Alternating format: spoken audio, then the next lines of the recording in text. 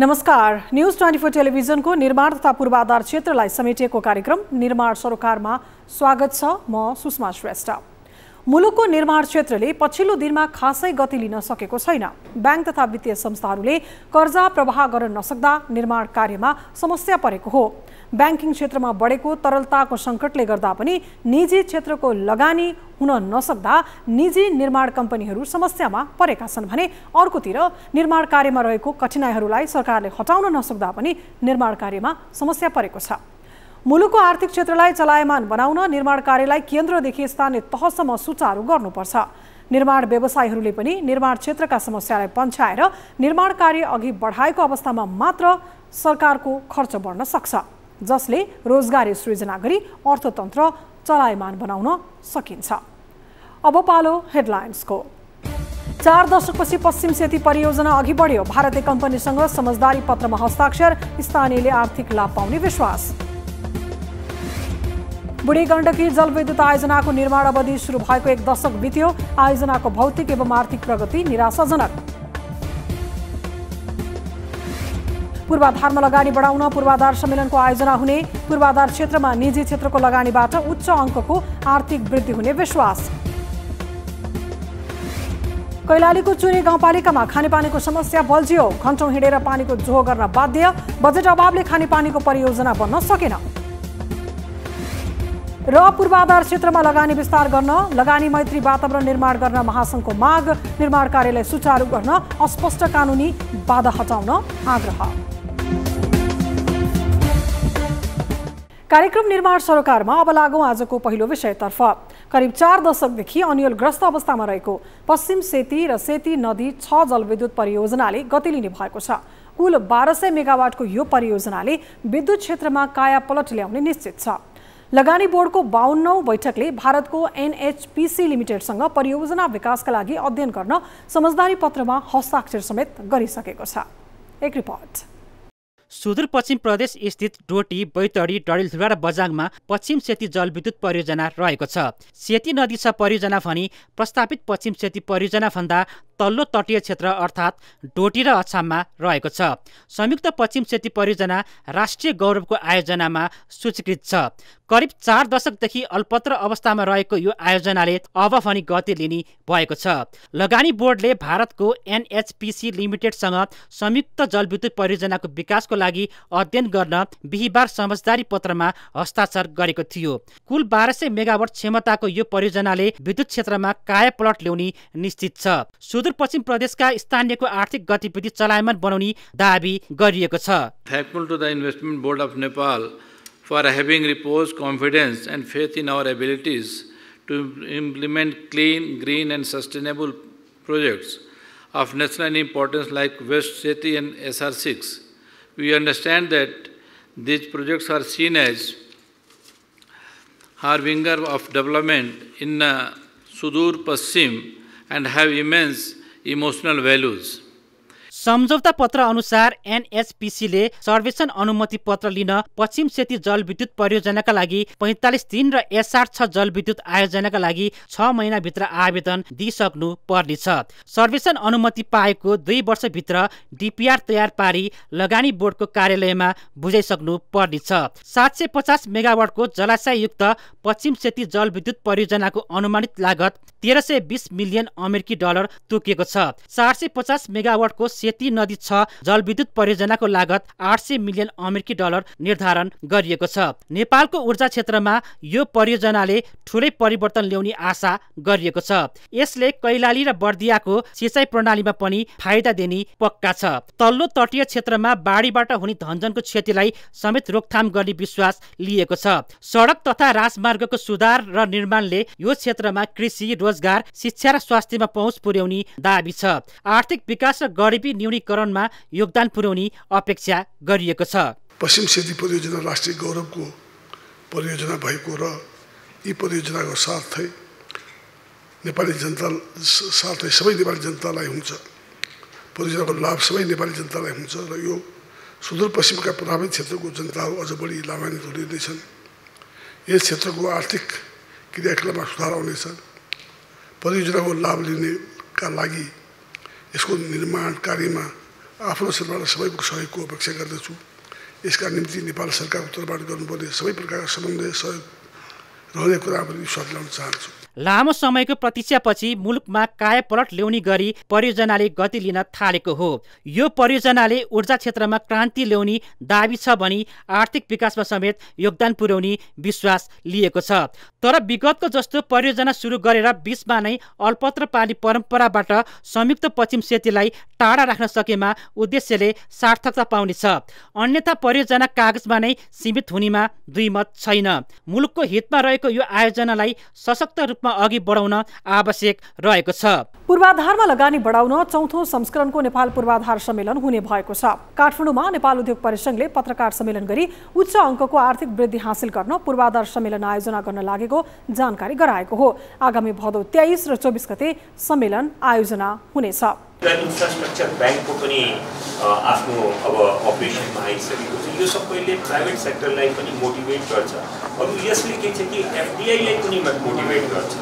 हामीले यो जुन संस्करण छ त्यसमा फिक्कीको पनि एउटा डेलिगेसन लाउन खोजिरहेको छ, जसबाट के छ कि मतलब त्यस्ता खालका इन्भेस्टरहरू पनि नेपालमा आउँछ। नेपाल दक्षिण एसियामा थोरै यातायात, ऊर्जा, सडक सञ्जालले जोडिएको क्षेत्र हो। पूर्वाधार विकास गरी यी सञ्जालसँग जोडिएर अर्थतन्त्र चलायमान बनाउन सकिने दाबी छ। सम्मेलनको माध्यमबाट सञ्जाल निर्माणमा लगानी बढाएर मुलुकलाई आर्थिक रूपमा मजबुत बनाउन सकिने समेत बताइएको छ। यो ग्रीन इन्फ्रास्ट्रक्चरको डेलिभरी कसरी गर्न सकिन्छ, त्यसपछि यो COP26 पछिको समिट पछि चाहिँ अब हाम्रो इकोनोमीलाई ग्रीन गर्दै लाँदाखेरि त्यसबाट हाम्रो अपर्च्युनिटिजहरू के छ, कसरी इन्टरनेसनल फन्डिङ हामी ल्याउन सक्छौँ र यो इन्फ्रास्ट्रक्चरमा लगानी गर्न सक्छौँ भन्ने यो 5औं अब्जेक्टिभ हामीले राखेका छौँ। तरलता अभाव र मूल्य वृद्धिले पूर्वाधारको लागत बढेर काम अघि बढाउन सकिरहेको छैन।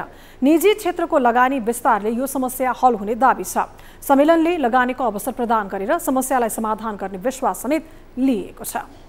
जलाशयुक्त 1200 मेगावाटको बुढीगण्डकी जलविद्युत आयोजनाको निर्माण अवधि सुरु भएको 1 दशक बितिसकेको छ। तर आयोजनाको भौतिक एवं आर्थिक प्रगति निराशाजनक रहेको छ।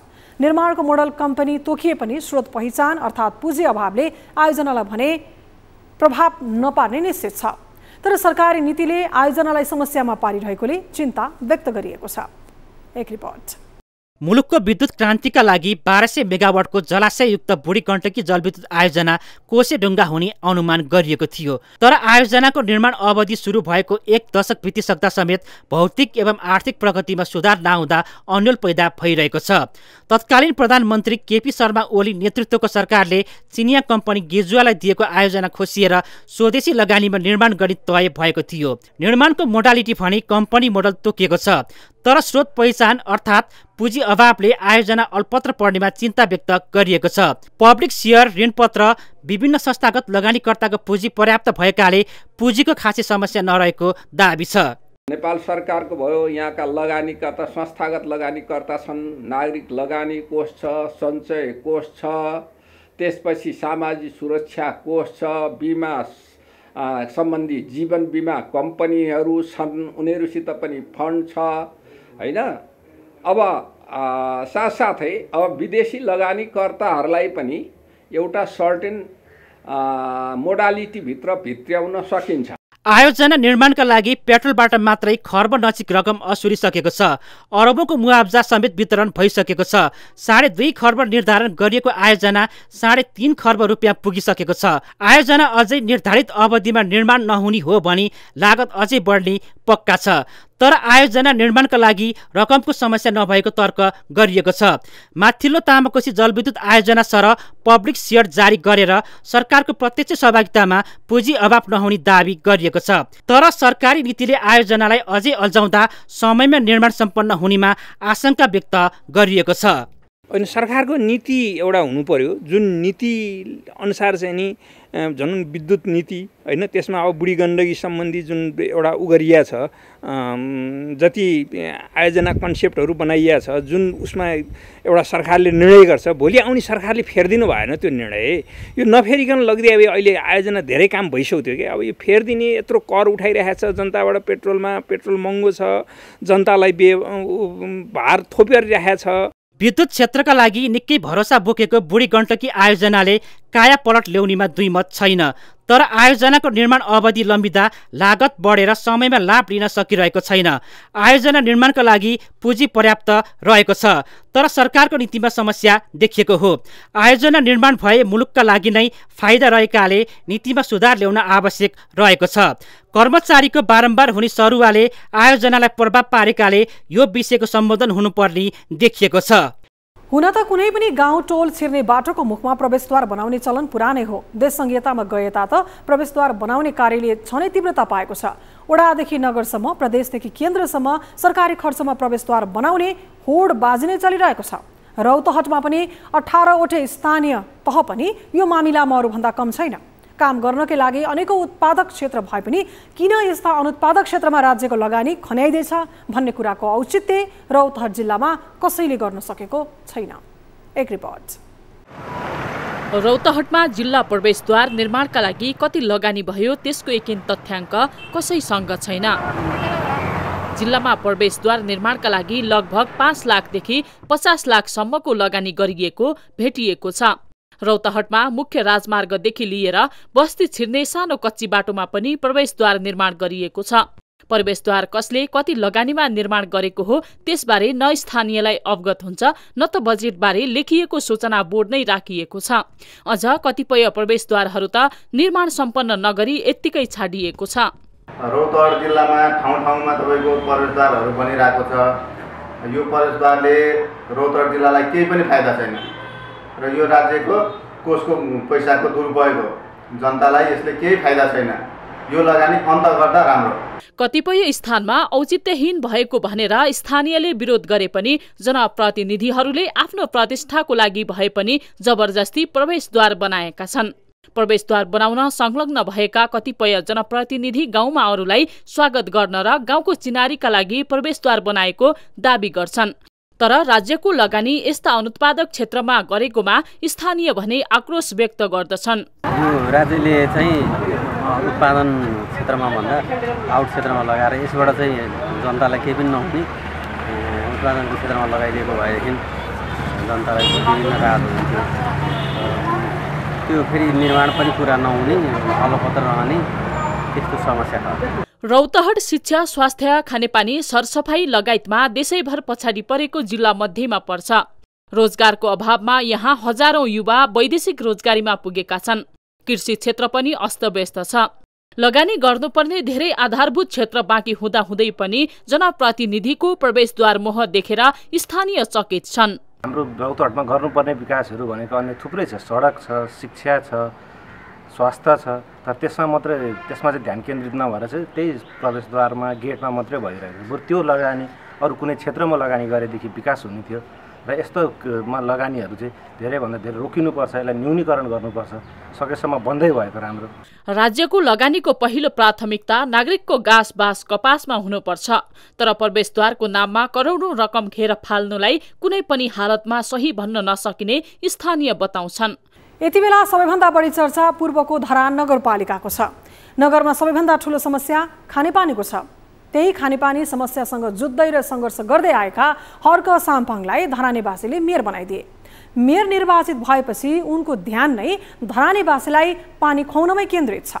धरानमा जस्तै कैलालीको चुरे गाउँपालिका 3 सहजपुरमा पनि खानेपानीको उस्तै समस्या छ। एक रिपोर्ट। कैलालीको चुरे गाउँपालिका वडा नम्बर 3 का स्थानीय राजनैतिक दलका नेताहरूले खानेपानीको समस्यालाई चुनावी एजेन्डा बनाउँदै आएका छन्। चुरे गाउँपालिकाको सहजपुरमा खानेपानीको समस्या वर्षौंदेखिको हो। पछिल्लो समय त यहाँ रहेका सरकारी कार्यालयहरूमा समेत खानेपानी उपलब्ध नहुँदा कर्मचारीहरूलाई समस्या भएको छ। सब डिभिजन वन कार्यालय, स्वास्थ्य चौकी, पशु स्वास्थ्य केन्द्र तथा 3 नम्बर वडा कार्यालय लगायतका सरकारी कार्यालयहरू सहजपुरमै रहेको छ। खानेपानी अभावले गर्दा हातमुख धुन समेत मिनरल वाटर किन्नुपर्ने बाध्यता रहेको कर्मचारीहरू बताउँछन्। पानीको चाहिँ यहाँ स्रोत नै कम छ र सर्वसाधारण भन्दा पनि खास गरेर हाम्रो यो ठाउँमा हाम्रो सब डिभिजन वन कार्यालय सहजपुर ठाउँ भएको ठाउँमा हाम्रो वन कार्यालयसँग जोडिएकै यहाँ स्वास्थ्य चौकी छ, सडकको छ हैन, र यहाँ एउटा धारा छ। त्यो धारामा चाहिँ सुक्खा सिजन लाग्ने बित्तिकै पानी आउँदैन हैन। यसपालि त वर्षा भइसकेपछि पनि अहिलेसम्म पानी आएको छैन। सरकारी बजेटबाटै पानी किन्न पाइने भएपछि सरकारी कार्यालय त चल्छ नै, तर स्थानीयवासीले पानी किनेर प्रयोग गर्न सक्दैनन्। त्यसैले स्थानीयवासी घण्टौं हिँडेर खोलाको पानी बोक्न बाध्य छन्। हजुर हामीलाई अब टाढाबाटको पानी ल्याउनु छ, अब पाइप अब छैन, अब छोटो पाइप छ, त्यही समस्या छ हामीलाई। टङ्की बन्द गरेर टाइममा खोल्छौँ, त्यो उनीहरूले पुग्छ। जेठो वर्षा त्यो पनि पुग्दैन, त्यो पनि नाउला खोला यताउता पुगेर। ओडा कार्यालयमा रहेको सहजपुर मात्रै होइन, 3 नम्बर ओडामै पर्ने अन्य गाउँहरूमा पनि खानेपानीको समस्या छ। पानी अभावका कारण सडक किनाराको दूषित पानी समेत उपभोग गरिरहेका छन्। बुढाबुढीदेखि बालबालिका समेत रित्ता जर्किन र बोतल बोकेर पानीको खोजीमा हिँडिरहेका भेटिन्छन्।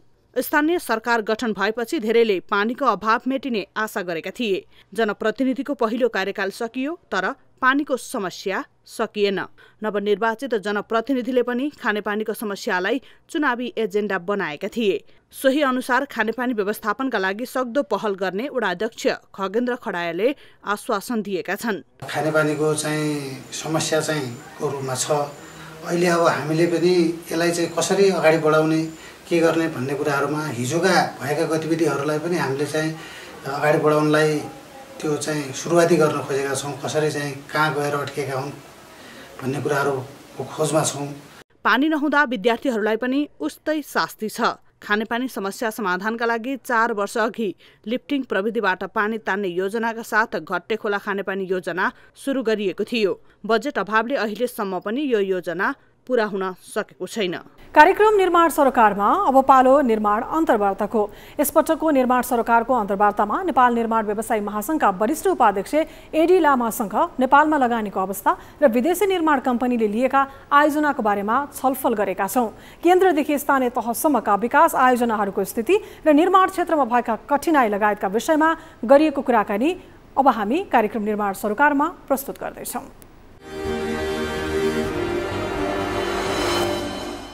कार्यक्रम निर्माण सरोकारमा निर्माण व्यवसायहरूले पछिल्लो समय भोगिरहेका समस्याहरूको विषयमै अब हामी कुराकानी गर्दैछौँ। यसका लागि हामीसँग नेपाल निर्माण व्यवसायी महासंघका वरिष्ठ उपाध्यक्ष इन्जिनियर एडी लामा हुनुहुन्छ। सर, यहाँलाई स्वागत छ कार्यक्रममा। अब पछिल्लो समय यहाँहरूले नेपाल निर्माण व्यवसायी महासंघले गरिरहेका गतिविधिहरू के छन् भन्यो भने कसरी अगाडि बढिराख्नु भएको छ यहाँहरू? वास्तवमा अहिले हामी चाहिँ अब कन्स्ट्रक्सन होल्डमै छौँ। विशेष गरी यो अहिले चाहिँ कोभिड पछाडि र रसिया र युक्रेनको वार पछाडि चाहिँ अप्रत्याशित रूपमा जुन मूल्य वृद्धि बढ्यो, त्यो मूल्य वृद्धिको हामीले चाहिँ माग राखेका थियौँ। तर नेपाल सरकारले चाहिँ 12औं संशोधनको क्रममा त्यो कुरा त्यहाँ उल्लेख नगरेर मुख्य सचिव लगायतले चाहिँ हामी यसलाई छुट्टै चाहिँ एड्रेस गर्छौँ भन्नुभएको थियो। र त्यो भन्नुभएको पनि अब असार हाम्रो चाहिँ कुरा भएको, साउन सिद्धेर भदौ लागिसक्यो, अझै पनि त्यो विषयमा अगाडि बढाएको छैन। र हामीले चाहिँ यो अप्रत्याशित मूल्य वृद्धिको चाहिँ जुन मूल्य वृद्धि छ त्यो समायोजन गर्नको लागि चाहिँ नभएसम्म चाहिँ नेपाली निर्माण व्यवसायले काम गर्न सक्ने अवस्था नरहेको हुनाले कन्स्ट्रक्सन होल्डे चाहिँ कन्टिन्यू छ। र यो चाहिँ भनौँ न अब यो 12औं संशोधनमा धेरै कुराहरू त एड्रेस भए, तर चाहिँ हाम्रो चाहिँ यो जुन मूल्य वृद्धिको जुन समायोजन, यो अप्रत्याशित मूल्य वृद्धि समायोजन चाहिँ गर्ने भन्नुभएको छ, त्यो चाहिँ अहिलेसम्म भएको छैन। हामी त्यस कारणले यो मुद्दा जस्तो तपाईँले अब त नयाँ आर्थिक वर्ष सुरु भइसकेको, त्यस अगाडि नै तपाईँहरूले मूल्य वृद्धि लगायतका विषयहरू लिएर कन्स्ट्रक्सन होलिडे गर्नुभएको थियो। अझै पनि सुनवाई भएको छैन, यहाँहरू निरन्तर छ भनिरहनु भएको छ भने कहिलेसम्म यसरी अगाडि बढ्छ त? अब मुख्य सचिव लगायत सम्बन्धित निकायले चाहिँ हामी चाहिँ यो छिटै गर्छौँ भन्नुभएको छ। त्यो भनेको नि 1.5 महिना हुन लागिसक्यो। त्यस कारण हामी चाहिँ व्यग्र प्रतीक्षामा छौँ र यो कन्स्ट्रक्सन होल्डले चाहिँ यो जुन अप्रत्याशित मूल्य वृद्धि भएको छ त्यसको एड्रेस नभएसम्म चाहिँ नेपाली निर्माण व्यवसायहरूले काम गर्ने अवस्था चाहिँ अहिलेसम्म छैन। दात्री निकायहरूले ठुला चाहिँ कम्पनीहरूलाई मात्रै फिट हुने गरेर अथवा नेपाली कम्पनीहरू कुनै पनि क्वालिफाई नहुने गरेर चाहिँ ठेकाहरू निकाल्नुभयो। तर ती कम्पनीहरूले कन्स्ट्रक्सन पिरियड सिद्धिँदासम्म पनि अब तपाईँले बुटोल नारायणको कुरा हुन्छ भने मलाई सुनेको चाहिँ 18-19% मात्रै काम सम्पन्न भएको छ। यसरी चाहिँ अब त्यसै गरी चाहिँ मुगलिङदेखि नारायण मुगलिङदेखि चाहिँ पोखरासम्म कामहरू पनि त्यस्तै खालको स्लो भइरहेछन्। त्यसरी एडिबीको चाहिँ पूर्वतिरको चाहिँ 4 लेन हाम्रो इस्टर्न हाइवेमा त्यस्तै काम भइरहेछ। यति कम गतिमा काम भइरहेछ कि नेपाली निर्माण व्यवसायलाई हो भनेदेखि चाहिँ यो ठुलो कारबाही भइसकेको थियो। तर विदेशी निर्माण व्यवसायहरूले काम नगरेको एउटा कुरा छ भन्दाखेरि, दोस्रो कुरा चाहिँ के भन्दाखेरि नेपाली निर्माण व्यवसाय काम गर्ने मौका पाइएन। र जुन किसिमले नेपाली निर्माण व्यवसायले काम ढिलो गर्छन् अथवा भनेको समयमा काम गर्दैनन् भनेर विदेशीहरूलाई दिइयो, त्यो कुरा त अहिले प्रमाणित भयो कि चाहिँ विदेशी कम्पनीहरूले अझ ढिलो गरिरहेछन्। त्यति मात्रै होइन, नेपाली निर्माण व्यवसायहरूले काम गरेको भएदेखि त्यो छिटो पनि हुन्थ्यो। र क्लेम एमाउन्ट जुन अहिले चाहिँ भनौँ अब यो काम समयमा सम्पन्न नगरेको कारणले एकातर्फ चाहिँ सम्बन्धित उपभोक्ताहरूले चाहिँ त्यो काम प्रयोग गर्न पाएका छैनन्। दोस्रो के छ भन्दाखेरि भोलिको दिनमा हेर्नु होला विदेशी कम्पनीहरूले चाहिँ त्यो चाहिँ काम गर्न नपाइएको भनेर विभिन्न बहानामा तपाईँको चाहिँ अरबौँ रुपियाँ चाहिँ क्लेम गरेर लिएर जाँदैछन्। यसरी चाहिँ अब नेपालको सम्पत्ति तपाईँको विदेशिनु भनेको राम्रो होइन। एउटा त काम नभएर चाहिँ दुःख पाइरहेका छौँ, दोस्रो उनीहरूले क्लेमको रूपमा अरबौँ पैसा चाहिँ उनीहरूले लिएर जाँदैछन्। त्यस कारण हाम्रो आपत्ति के हो भने एउटा त नेपाली निर्माण व्यवसायहरूलाई अवमूल्यन गरियो, जुन अहिले नेपाली निर्माण व्यवसायले 5-7 अर्ब काम टाइममा सिद्ध्याएको उदाहरणहरू हामीसँग प्रशस्त छन्। जस्तो 7 अर्ब 8 अर्ब कामहरू नेपाली निर्माण व्यवसायले मदननारी सडकमा ठुलो कामहरू चाहिँ उहाँले समयमै सिद्ध्याउनु भएको छ। कुनै पनि निर्माण व्यवसायले ढिलो काम गर्दैनन् र उनीहरूलाई गरेर फाइदा छैन। त्यस कारण चाहिँ भएको के हो भन्दाखेरि चाहिँ बजेटको अभाव। अब 20 अरबको चाहिँ 20 करोडको चाहिँ टेन्डर चाहिँ अवार्ड गर्ने, तर वर्षमा 2 करोड चाहिँ निकासा गर्ने, त्यसले गर्दा 5-7 वर्ष चाहिँ काम लाग्ने एउटा समस्या त्यो हो। दोस्रो चाहिँ यो जग्गा प्राप्तिको कुराहरू छन्, त्यो समयमा जग्गा प्राप्ति काम नगरिकन टेन्डर हुने, यी सबै कारणले गर्दाखेरि निर्माण व्यवसायले काम गर्न नपाएको अवस्था हो। तर आम पब्लिकको बुझाइ चाहिँ के छ, निर्माण व्यवसायले काम गरेनन् भन्ने छ। यता कता केही साथीहरू हुनुहुन्छ फाटाफुट्टा चाहिँ समयमा सबै कुरा चाहिँ हुँदाहुँदै पनि बजेटको पनि समस्या नहुने, जग्गा प्राप्तिको पनि समस्या नहुने, त्यहाँ जङ्गलको पनि समस्या नहुने साथीहरूले पनि केही साथीहरूले काम नगर्नुभएको हो। हामीले गर्ने भनेको त एउटा साथीहरूलाई चाहिँ समयमा काम सम्पन्न गर्नुहोस्, हाम्रो चाहिँ अब यो हाम्रो दायित्व भनेर भन्छौँ, तर गर्नुपर्ने काम चाहिँ सम्बन्धित निकायले नै गर्ने हो। उनीहरूले ग्यारेन्टी बुझाएको हुन्छन्, उनीहरूले चाहिँ मोबिलाइजेसन लिएको हुन्छन्, मोबिलाइजेसनहरू समयमै फर्फिट गर्नु पऱ्यो, ग्यारेन्टीहरू तान्नु पऱ्यो, पेनाल्टी लगाउनु पऱ्यो, ठेक्का टर्मिनेट गर्नु पऱ्यो। यो काम त नेपाल सरकारको हो नि। यदि कुनै पनि निर्माण व्यवसायले समयमा काम गर्दैन भनेदेखि कारबाही गर्ने काम चाहिँ सम्बन्धित निकायकै हो। तर हामीले चाहिँ सहजीकरण गर्दैन, साथीहरूलाई चाहिँ कुनै समस्या छ भनेदेखि हामीले चाहिँ समाधान गर्ने अथवा चाहिँ लबिङ गर्ने कुरा चाहिँ हाम्रो हुन्छ। तर सम्बन्धित निर्माण व्यवसायले यदि काम गर्दैन भनेदेखि त सम्बन्धित कार्यालयले नै कारबाही गर्नुपर्छ। मूल्यवृद्धि यति भयो कि हामीले चाहिँ सामान खरिद गर्नै सकेनौँ। त्यति मात्रै नभएर अब हामीलाई चाहिँ मोबिलाइजेसन पनि अहिले पछिल्लो समयमा 10% मात्रै दिन थालिएको छ, 5+5 गरेर। तेस्रो कुरा भनेको विगत केही समयदेखि चाहिँ ब्याङ्करहरूले चाहिँ कुनै किसिमको लोनहरू प्रवाह गर्न सक्नु भएको छैन। यी तिनै कारणले गर्दाखेरि अहिले हामीले कन्स्ट्रक्सन होल्डमा जानुपर्ने कारण हो। र यदि चाहिँ नेपाल सरकारले यो अप्रत्याशित मूल्य वृद्धि भएको, जस्तो डिजेलको हकमा चाहिँ करिब डबल वृद्धि भएको छ, त्यसै गरेर स्टिलमा हेर्नु त्यस्तै खालको छ, बिटुमिनमा हेर्नु त्यस्तै खालको भएको छ। यी सबै कुराको चाहिँ एड्रेस नभएसम्म हामीले काम गर्न नसक्ने अवस्था भएकोले हामीले कन्स्ट्रक्सन होल्डे गरेका हौँ। र यो कन्स्ट्रक्सन होल्डे चाहिँ हामीलाई चाहिँ हाम्रो बाध्यता हो। हामीले यसलाई चाहिँ यसले यो कन्स्ट्रक्सन होल्डे गरेर हामीलाई फाइदा छैन, किनभने आफ्नो लिएको कामहरू समयमा सम्पन्न गऱ्यो भनेदेखि हाम्रो ओभरहेडदेखि लिएर धेरै कुराहरू चाहिँ हामीलाई चाहिँ फाइदा हुन्छ। तर अहिले चाहिँ हामी चाहिँ ब्याङ्कले चाहिँ ऋण प्रवाह गर्न नसक्ने, हामीसँग पैसा नभएको, नेपाल सरकारले भुक्तानी दिन नसकेको र अप्रत्याशित रूपमा मूल्य वृद्धिको भएर हामीले खरिदै गर्न नसक्ने अवस्था रहेको हुनाले हामीले कन्स्ट्रक्सन होल्डिङ गर्नु परेको केही वर्षको अन्तरालमा हुँदै गरेका छन्। र यो राम्रो पक्ष हो, यसमा हामी सहभागिता हुन्छौँ। र यो पूर्वाधार सम्मेलन अब नेपाल जस्तो विकासोन्मुख देशमा चाहिँ पूर्वाधारको बिना त चाहिँ अब कुनै पनि विकास गर्न सकिन्न। र अहिले हाम्रो पूर्वाधार भनेको धेरै कुराहरू हामीले गर्न बाँकी छ। वास्तवमा यो चाहिँ हामीले चाहिँ हामी बेग्र पक्षमा छौँ। यो खालको सम्मेलनले धेरै कुराहरू चाहिँ हामीले चाहिँ सिक्ने र सिकाउने मौका पाउँछौँ। अब निर्वाचनमा हामीले चाहिँ केही दिन अलिकति भनौँ लेबरहरू चाहिँ अब भोट हाल्न जानुपर्ने विभिन्न कारणले गर्दा केही दिन हामीले डिस्टर्ब हुन्छ। त्यो बाहेक हामीलाई चाहिँ अहिले चाहिँ अलिकति रेनी सिजन पनि छ, कन्स्ट्रक्सन होल्डे पनि छौँ। मलाई लाग्छ चाहिँ नेपाल सरकारले छिट्टै यो चाहिँ अप्रत्याशित मूल्य वृद्धिलाई चाहिँ सम्बोधन गर्ने काम गर्यो भनेदेखि र समयमा भुक्तान गर्न चाहिँ भुक्तानीको सुनिश्चित भयो भनेदेखि मलाई लाग्छ अब दसैँ लगत्तै काममा चाहिँ तीव्रता हुन्छ। तर हाम्रो अझै पनि रिक्वेस्ट के छ नेपाल सरकार के छ भनेदेखि जुन मूल्य वृद्धि छ, धेरै साथीहरू चाहिँ पीडामा हुनुहुन्छ। अहिले चाहिँ मैले अघि नै भनिसकेँ, ब्याङ्कहरूको चाहिँ लोन प्रवाह गर्न नसक्ने, हामीसँग पैसा नभएको, सरकारले भुक्तानी गर्न नसक्ने र अप्रत्याशित मूल्य वृद्धिले गर्दाखेरि चाहिँ समस्या परिरहेको हुनाले यो अप्रत्याशित मूल्य वृद्धिलाई सम्बोधन गर्ने काम भयो भने मलाई लाग्छ दसैँ पछाडि चाहिँ लगत्तै चाहिँ केही दिन निर्वाचनले डिस्टर्ब होला। त्यो बाहेक चाहिँ मलाई लाग्छ कन्स्ट्रक्सन अब अगाडि बढ्नुपर्छ।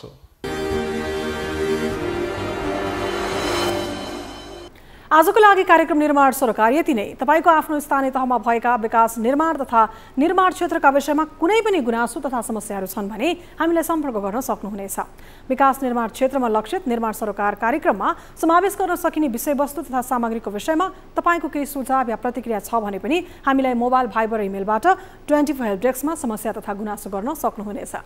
अहिलेलाई बिदा दिनुहोस्। नमस्ते।